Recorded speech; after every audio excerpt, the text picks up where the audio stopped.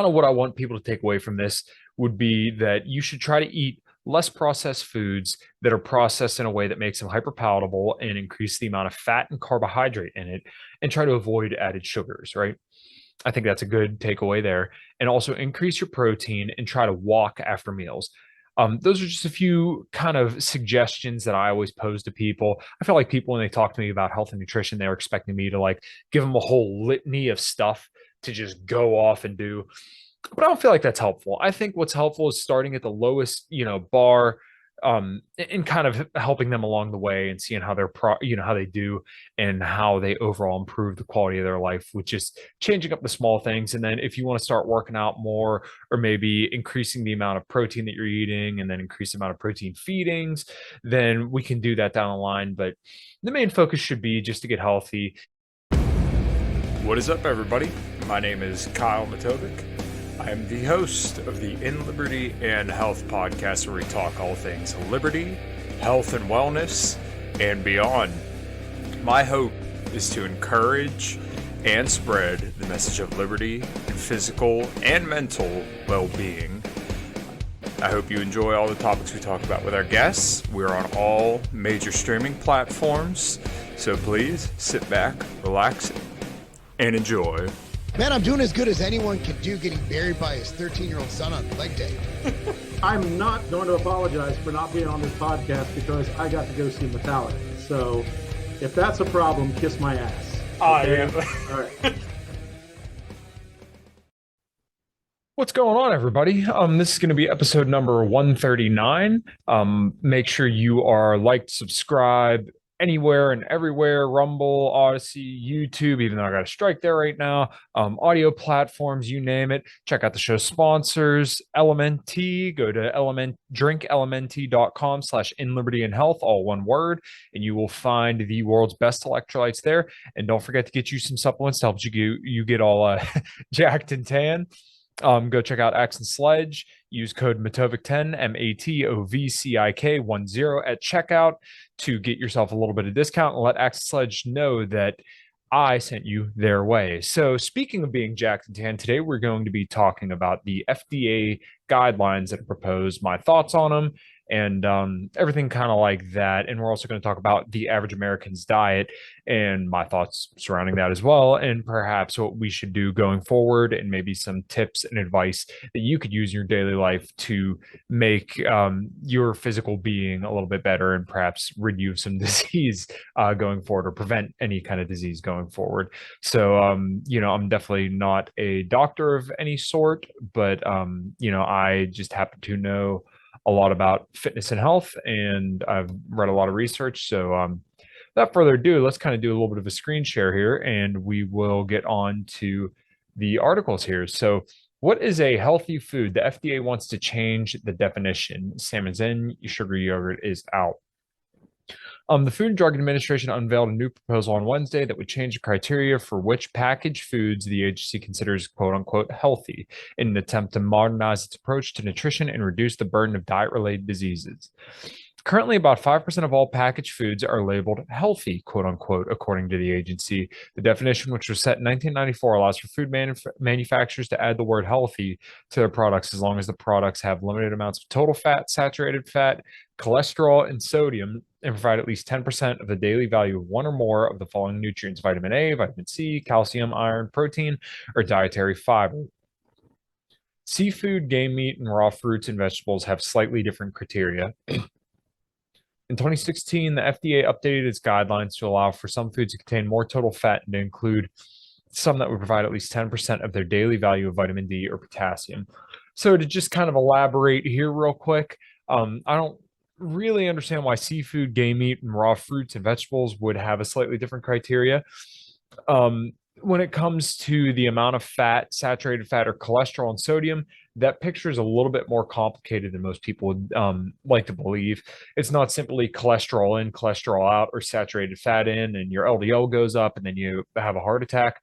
A lot of it really is genetic. I did a carnivore diet for 2.5 years, and my LDL cholesterol was always on the high end of normal, or I think it was like 160 if I remember correctly, and the high end is 140. So not that far out of range. Now, some people, they are a lot more sensitive to cholesterol, and there's this hypothesis floated around by I forget, Dave Feldman, who talks about the lean mass hyperresponders, where people, their LDL cholesterol will skyrocket whenever they go on a low carb or ketogenic diet. Um, I'm not an expert on lipids or anything like that, but it does seem to be that if you do have a higher LDL cholesterol, then you are perhaps predisposed to have an increased risk of cardiovascular disease. But that's not what this podcast is about, just a little A side. Um, when it comes to saturated fat, a lot of people freak out about red meat, but it's actually only half of the fat that's in most steaks, from what I understand. Um, Half of the fat is monounsaturated fat, and the other half is saturated fat. So if you have, let's say, a New York strip, which is 10 grams of fat and 30 grams of protein, you're only getting 5 grams of saturated fat. So it's not you eat a steak and then you have a heart attack, right? A lot of people think cholesterol clogs your arteries, but the picture is a lot more complicated than that. There's a lot more nuance. Crucially, there's currently no limit on added sugars under the current definition, an omission that the FDA believes is inconsistent with today's nutrition science. The old rule was really outdated. You create any kind of Frankenstein food that met the nutrition criteria and labeled it as healthy, said Dr. Darius Mazafarian. I'm not even going to try to pronounce that again. A cardiologist and a professor of nutrition at Tufts Friedman School of Nutrition Science and Policy in Boston. This is a major advance. So to kind of go on to the sugar thing, there's a really cool article that Lane Norton had wrote elaborating how sugar didn't cause the obesity epidemic, and I don't believe it did either. Simply because when you look at all the studies where they use sugar and have people lose weight or whatever, generally people can still, actually not generally, people always do lose the same amount of weight when calories are controlled. Now, the problem with sugar is that it's not satiating at all. Right? If you take a teaspoon of sugar and just eat it right now, you will feel no more. In fact, you might feel hungrier. I ate one of these Buckeye brownies the other day, and they're literally a half-pound brownie, and they are pure junk food. Right? There's tons of fat, tons of carbs, and very, very little protein, but they're just so delicious. I literally ate a half-pound brownie and was still, it didn't feel like I ate anything at all, but it was over 1,000 calories. So granted, I did budget that within my daily caloric budget, but I wasn't satiated from it at all. So that's something to remember when it comes to added sugars and even like seed oils and fats, is that fats by themselves typically aren't very satiating, but the foods that come with, fats like your meats typically are pretty satiating. So that's just kind of a little bit of a side tangent to think about when it comes to consuming fats and added sugars. They're not inherently bad. They just give you a lot of calories without any satiation, which what we're looking for when we eat is to be satisfied and not be hungry after we eat. I mean, well, what else would you be eating food for other than, to be satisfied and help build muscle and be prosperous, or, your occasional hedonistic pleasure, which is completely out there. We're not talking about that today. The proposed rule, which the agency announced to coincide with Wednesday's White House Conference on Hunger, Nutrition, and Health, introduced a new limit on added sugars. In general, no more than 2.5 grams per serving, although this can vary depending on the food. It also restricts the amount of sodium to no more than 230 milligrams per serving and provides limits for saturated fat, which can similarly vary depending on the food, the FDA said. A 6-ounce serving of yogurt, for example, would not qualify as healthy under the new rule if it contained more than 2.5 grams of sugar, or 2.5 grams or 5% of the daily value of added sugars. A frozen dinner of salmon, green beans, and brown rice would not qualify as healthy if it contained more than 4 grams of saturated fat. I think this is a little silly because once again, you're looking at the overall protein and mixture in you want to limit added sugars, right? But you should still be getting sufficient protein within a meal. So I would consider salmon, green beans, and brown rice actually a pretty good meal. You're going to get a lot of healthy fats, and you're going to have healthy carbohydrates in there as well, and you're going to get a good bolus of protein from the salmon. I would consider that a healthy meal.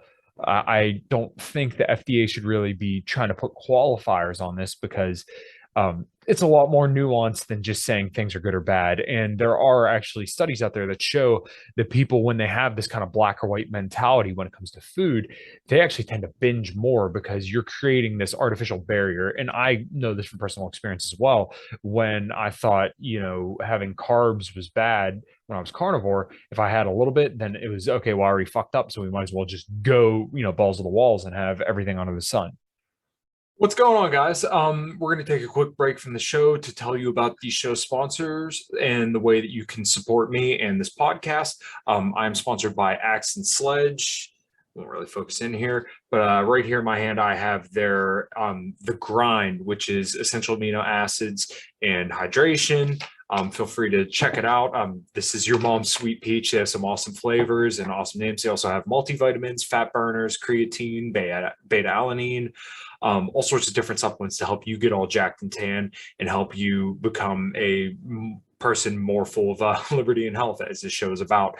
So if you want to support me and support this podcast, then feel free to go to axandsledge.com and check out all their great supplements there and use code Matovcik10. That's MATOVCIK 10 at checkout for a little discount and to let them know I sent you their way. All right, everybody. Thanks. Now back on to the show.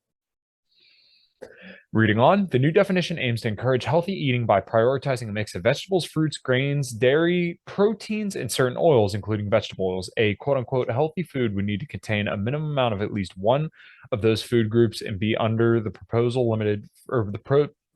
limits for saturated fats, sodium, and added sugars. Raw whole fruits and vegetables would automatically qualify. To add a little bit more nuance to this discussion as well, when it comes to sodium, the studies that were originally done that use that paint sodium as a bad guy were actually done on mice, giving them super ridiculous amounts of sodium that a normal person would never get throughout the day. And there's actually plenty of research now as well to show that there's a correlation with people's overall sodium intake into how long they live. And people who, it's like a U-shaped curve, if I remember correctly. So I don't think cutting out sodium is necessarily a good idea because your body literally does need sodium for every single process. And there's actually, you get increased blood volume when you take in more sodium. So what I like to do is actually have a little bit of salt, like in, LMNT electrolytes in my pre-workout. So that way I increase blood volume. So there's more blood ready to go to the muscles whenever it comes time to work out. Once again, a little side tangent, but I feel like it's relevant. Those criteria will eliminate vast swaths of the supermarket from being eligible for the healthy logo, said Marion Nessel, a professor of nutrition, food studies, and public health at New York University. Many sugary cereals, granola bars, highly sweetened yogurts, white breads, which might certainly qualify as healthy under the existing definition, would be eliminated under the new rule. I would think that's actually a step in the right direction, though, to be completely honest, because sugary cereals typically are branded as something healthy, but they're really not. You're literally just getting sugar and some flour essentially, and maybe a little bit of oil in the fats. Granola bars are generally just chocolate and granola and junk, really. There's no other way around it.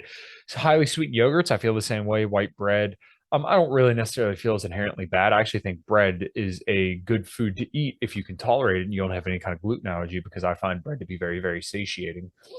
And that's not to say that I think everybody should go out and eat an entire bag of bread, but within moderation and within your caloric budget, I think it's perfectly acceptable. But when it comes to the highly sweet yogurts, I would agree those should be taken out, and you should opt in for more low fat or no fat yogurts, because I think those still taste pretty good and you're getting a lot of protein. So we'll touch on this a little bit later in the show, but when it comes to processed foods, which highly sweetened yogurts and some other foods may consider to be, we should look at processing as not necessarily inherently bad. We should look at it within, with some nuance and say, is it processed to make it higher protein and more satiating, or is it processed to make it, with less protein and less satiating? Water, avocados, nuts and seeds, and fatty fish like salmon and certain oils, which do not currently qualify as healthy, could earn the distinction under the new guidelines. The new definition of healthy emphasizes whether a food fits into a healthy dietary pattern overall, as opposed to just focusing on food's individual nutrients. Salmon, for example, which isn't considered healthy under the current definition because it's high in fat, what are in the new healthy distinction because it is rich in beneficial omega-3 fatty acids and protein and low in saturated fat and cholesterol. The FDA has been really behind the times when it comes to making stricter guidelines for these things, said Dr. Salvi. I'm not even going to try to pronounce that, an assistant professor of medicine at Johns Hopkins Medicine and a diplomat of the American Board of Obesity. When I read this, I thought, okay, this is good. I was pleased. Typically, the FDA proposes a rule, the agency seeks commentary from outside health experts and the general public. Before the rule can go into effect, said Peter Lurie, executive director and the president of the Center of Science for Public Interest. The process can take a year or more, he added. Well, he applauded some of the aspects of the proposed update, especially the limit on sugars. Dr. Lurie stressed that there is a fundamental problem with the label, which, as with the current label, would remain voluntary. Consumers might erroneously think that any foods without a healthy label are automatically unhealthy.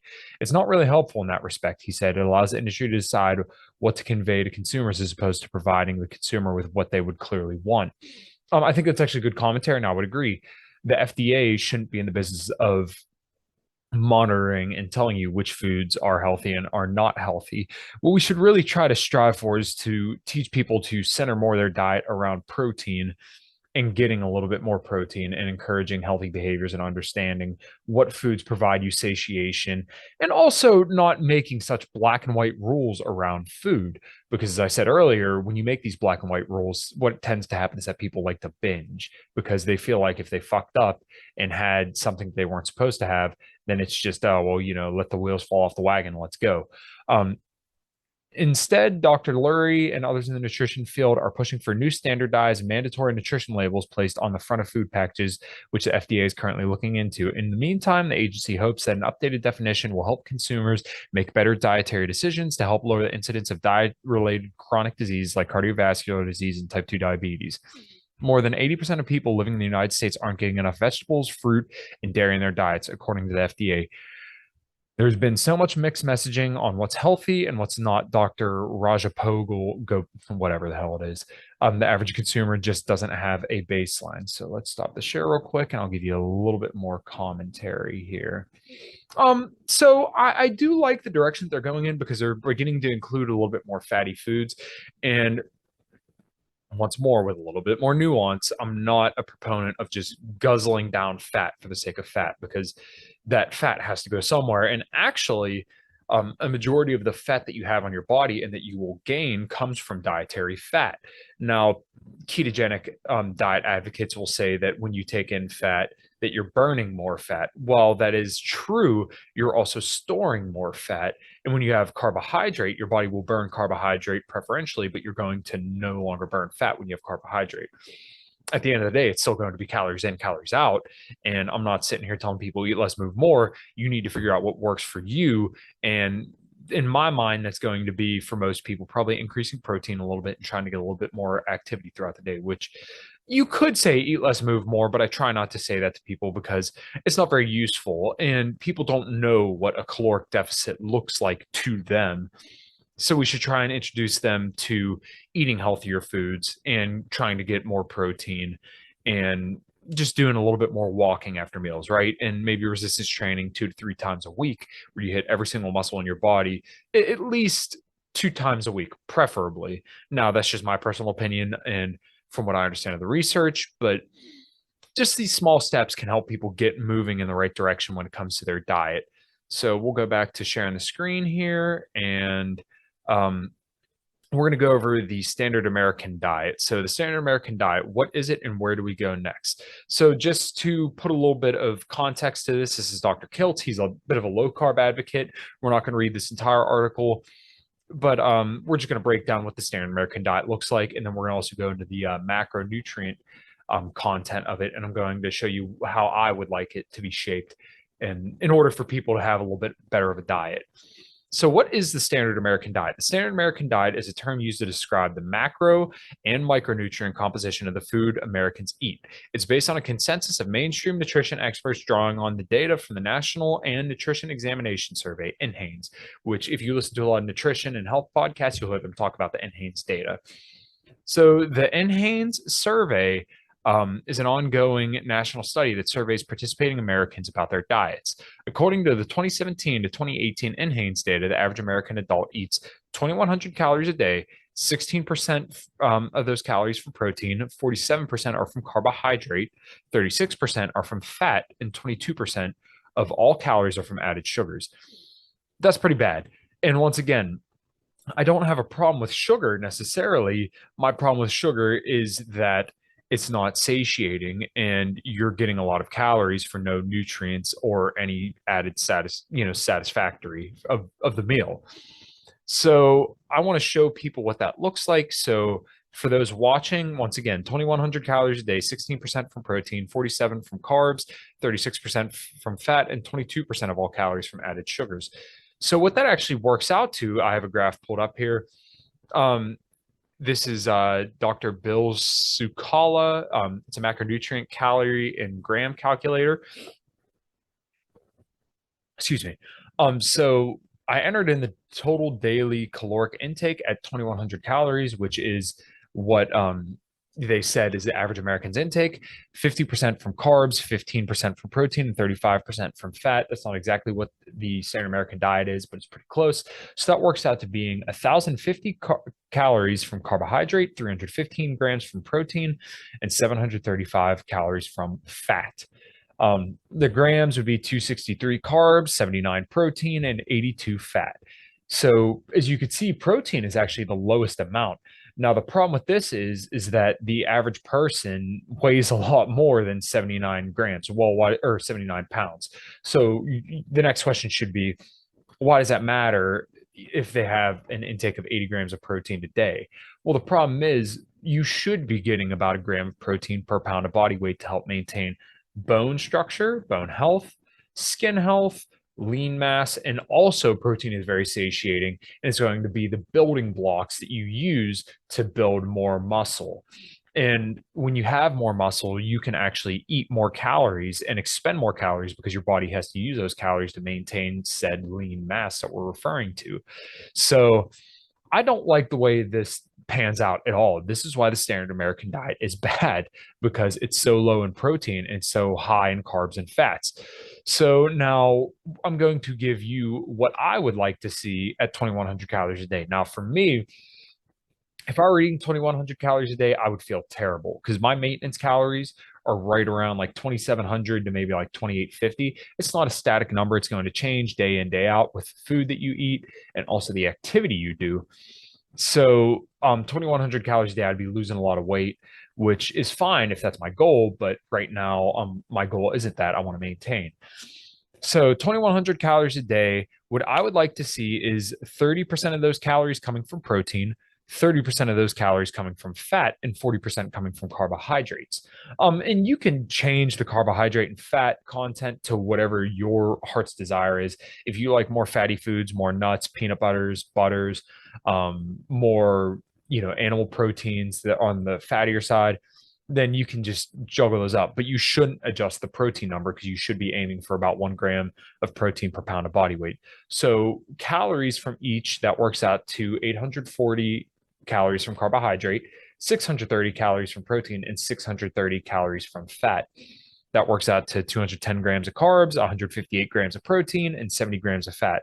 For me, that protein would be a little bit low, but from what I understand of the research, as long as you're getting about 0.8 to 1 gram of protein per pound of body weight, you're going to get about 100% of the benefit of said protein that you're intaking. So if I had to adjust the standard American diet, I would just increase the amount of protein and decrease the overall amount of carbohydrate and fat.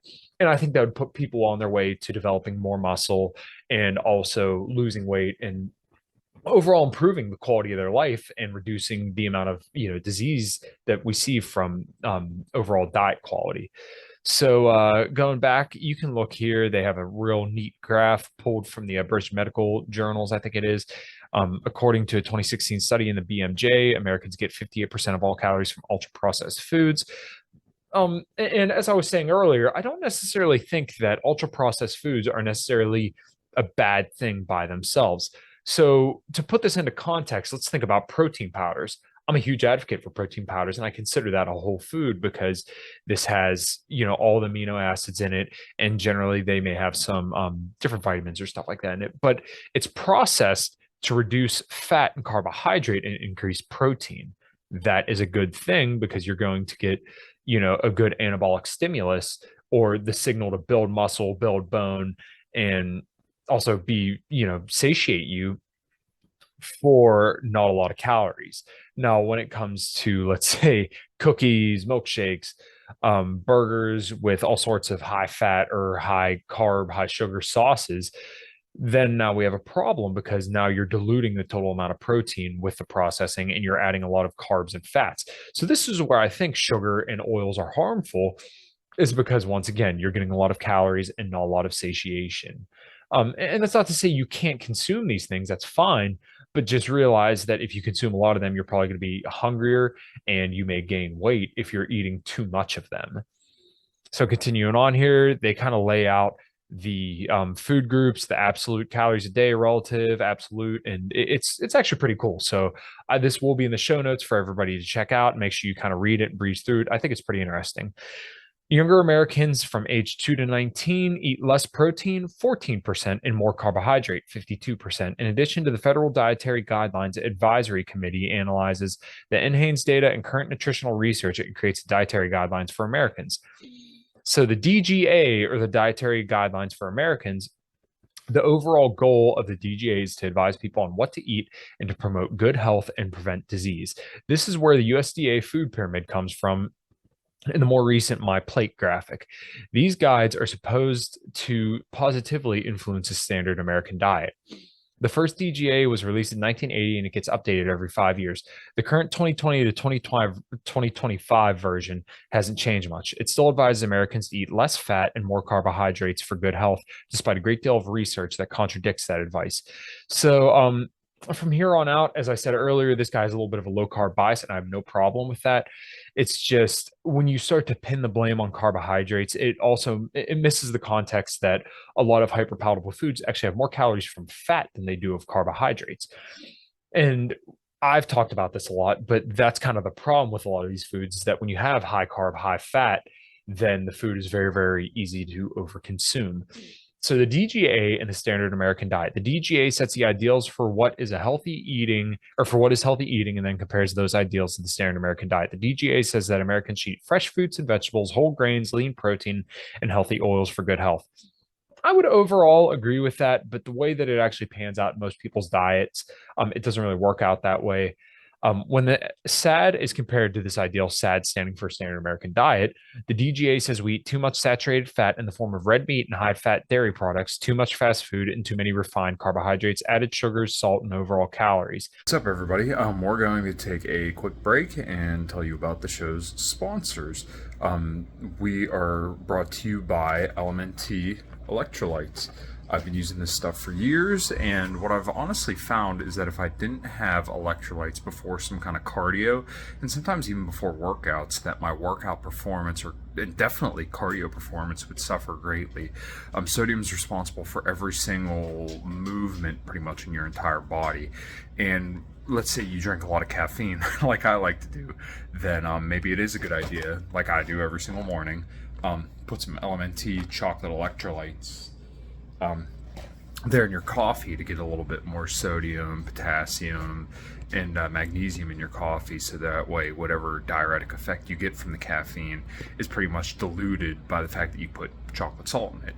Also, it tastes really, really good. Get some chocolate cream or hazelnut cream or even coconut, and mix that all up. It tastes really, really good. So yeah, make sure you drop by, go to drinklmnt.com/inlibertyandhealth and pick you up some electrolytes today. All right, guys, thanks. I don't think we eat too much saturated fat, because the average American eats about 6 ounces of red meat per day. So unless that's literally like beef belly or the fattiest brisket that you can find, I don't think that Americans are eating too much meat. If anything, they should probably increase the intake of meat, preferably leaner, so that way they would get more protein in their diet. These less than ideal choices they report are why so many Americans suffer from the chronic diseases of obesity, heart disease, diabetes, and cancer.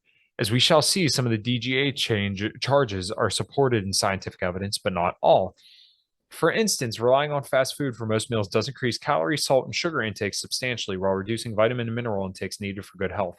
This is especially true for younger Americans. However, the research shows that only about 37% of adults eat fast food regularly. In fact, as shown by the USDA Healthy Eating Index, a measure of diet quality, American adults make quote unquote healthy food choice about 60 to 65% of the time. If you go to your local Walmart, you'll see that that's probably not the case. That means for a majority of meals, Americans follow the dietary guidelines, yet the problem of chronic disease in the US continues to worsen. Let's explore why this is the case. What the DGA gets wrong. The Nutrition Coalition, a respected group of dietary professionals, identifies the answer for the increase of chronic disease in America is rooted in the DGA's recommendation to eat less fat and more carbohydrates. They contend that the Dietary Committee has ignored research clearly indicating that too much dietary carbohydrate is the main cause for the current health problems plaguing Americans. Now, once again, this is where you could see a low carb bias coming up because they're blaming carbohydrates only. And I don't think it's just carbohydrates that cause the obesity epidemic. Show me somebody who just can't stop eating fruit and became obese by eating oranges and apples. You're not going to find it. You know why? Because actually, carbohydrates are very, very satiating. Strawberries, a pound of strawberries, 140 calories. That is a lot of food for not a lot of calories. Oranges are actually one of the most satiating foods as well. A plain white potato is actually the most satiating food. These are all carbohydrates, but the nuance that gets lost on people is that when you dump butter and salt and sour cream on top of a potato, then now you can't stop eating it. Or if you fry a potato in oil, like we do with French fries or potato chips, then guess what? Now you can't stop eating them. And they're designed specifically to do that. They recommend that a low carbohydrate diet would be healthier for the American population, especially when considering that 60% of Americans already suffer from metabolic disorders. Metabolic disorders refer to the disruptions in the normal processes of breaking down food into nutrient parts: fat, protein, sugar, vitamins, and minerals. High intake of carbohydrates is a primary factor for many of these disorders. Interestingly, a recent research published on the safety and health effects of low carbohydrate diets strongly support this conclusion. Yet the DGA committee chose to largely ignore these studies as they debated the 2015 and 2020 guideline publications. So the current MyPlate graphic shows that the DGA still recommends that most Americans get most of their calories from plant-based carbohydrates. And for those not looking, there's a picture of a circle, and in the top right corner, it says fruits. And the right side, it's about a quarter of the plate says grains. The lower portion says protein, and then the biggest portion in the bottom left says vegetables, and there's a little circle on the side of dairy, which I'm assuming they would say like some kind of milk or something like that. In all honesty, I don't really see too many issues with this. I would maybe reduce the amount of grains and increase the amount of protein, but really, if you were to have a meal with, let's say, a flat iron steak, which would take up that protein part, let's say a pound of strawberries or something like that, and then maybe some potatoes, sweet potatoes, what have you, and then maybe a glass of milk or something like that. I really don't see that as much of an issue. I think that's actually a well balanced and a good meal. So, continuing on, a shift away from low fat recommendations. To their credit, the DGA committee did finally admit the low fat diet they had been pushing for years was not supported scientifically. They also relaxed their recommendations for consuming less cholesterol, and they admitted that there was no appreciable relationship between dietary cholesterol and blood cholesterol levels. In an article for the New York Times, Nina Teicholz, director the Nutrition Coalition, writes Americans, it seems, had needlessly been avoiding egg yolks, liver, and shellfish for decades. Teicholz's concern over the DGA experts got our dietary advice wrong for so long calls into question the current DGA's advice. So, standard American diet fast facts. The USDA dietary guidelines for Americans defines the standard American diet as being low in fresh fruits and vegetables, whole grains, lean protein, and healthy oils, and too high in red meat, high fat dairy products, and processed and fast foods. Refined carbohydrates, added sugars, salt, and calories. The SAD was not the diets human evolved eating. And that's kind of appeal to nature, which you could debate all day what we really evolved eating. For hundreds of thousands of years, all humans were hunter-gatherers who ate fatty meats supplemented with low-nutrient plant foods. The SAD is not compatible with our genetic heritage. The human body is pretty resilient, and really, you could see vegans who are thriving. And I mean, this is my bias speaking. I'm against plant-based diets. Eating a standard American diet is a root cause of the diseases of civilization. Diseases of civilization include heart disease, diabetes, cancer, infertility, mental health issues, and other metabolic diseases.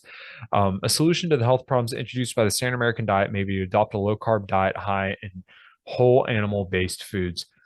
I'm not going to read too much more into this. Actually, we'll probably close it out here because, well, like I said, I just don't think there's much more use in this. So overall, I think the improvements are good, and it's good that they also removed the recommendations around cholesterol because the whole idea around saturated fat causing heart disease is true to a degree, but it's much more nuanced than just cholesterol and cholesterol out. So it's good that they're including more foods to be healthy, but we should also be careful of how these foods are marketed and also telling people that like this is a good food, this is a bad food can once again create a lot of unhealthy relationships with food. I would like to see people take more of a morally neutral stance when it comes to food and not looking at things so black and white or things as good or bad because once again that can create binge eating disorders. It can really just give people a bad idea and a bad relationship with food.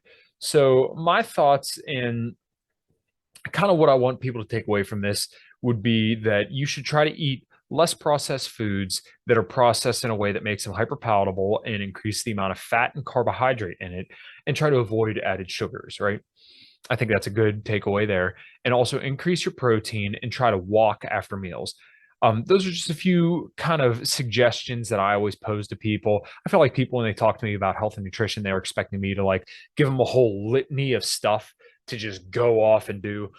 But I don't feel like that's helpful. I think what's helpful is starting at the lowest, bar, and kind of helping them along the way and seeing how how they do and how they overall improve the quality of their life with just changing up the small things. And then if you want to start working out more or maybe increasing the amount of protein that you're eating and then increase the amount of protein feedings, then we can do that down the line. But the main focus should be just to get healthy. If you're overweight, then let's try to get the excess weight off you slowly, but not unreasonably fast and not unreasonably slow either, because if you go too slow, then what can happen is that you can kind of not see the process. You don't see the results you want to see. So yeah, make sure you guys like, subscribe, and share. If you have any questions about anything, feel free to shoot me a message. I am at Kyle, KYLE MATOVCIK on Twitter. I have a strike on my YouTube channel as the time of recording this and when this airs. So make sure you look up me on Rumble and Odyssey and follow me on all audio platforms, as that's where I'll be. And once again, just thanks everybody for listening. Make sure you check out the sponsors. And until next time, everybody, take care.